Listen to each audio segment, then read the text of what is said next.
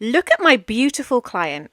Okay, let's rewind and talk about how we got here. She had it made abroad, but it didn't fit. The dress was so small that the only way to get her into the dress was to cut down the back during our consultation. I think this has now become my most popular alteration, as I've had a few brides with the same issue. I had a comment on one of my posts asking why I don't make wedding dresses, and this is exactly why.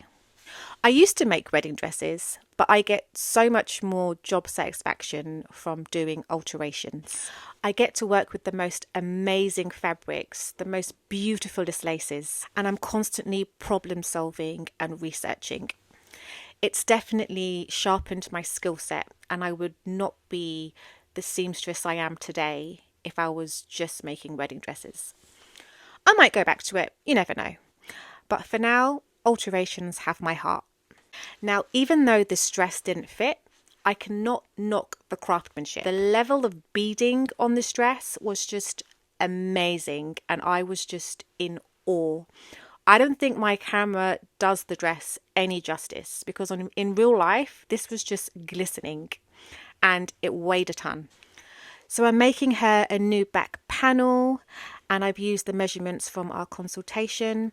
Luckily, she had extra fabric, and this is what it looks like so far. I then stitch it all together, trying very hard not to break a needle on my sewing machine. I'm so lucky I have my suppliers in my building. They have an array of ribbons and elastics to choose from, so here I am trying to find the perfect purple to match. In order to sew down the seams on my sewing machine, I had to remove a lot of the beads. So now I'm sewing the beads on one by one. It took me a while to do, but I can only imagine how long it took the original designer. It must have taken them days, as there were a lot of beads, and the top was completely covered in beads. What do you think? So here's a recap of what I've done. I've taken off the net that was on the neckline. I've made the centre front slit a little higher. I've reworked the back. I've added a new modesty panel and added an extension to the skirt. Oh yeah, here's a close-up of that gorgeous beading. It's so stunning. And this is a little before and after. How did I do?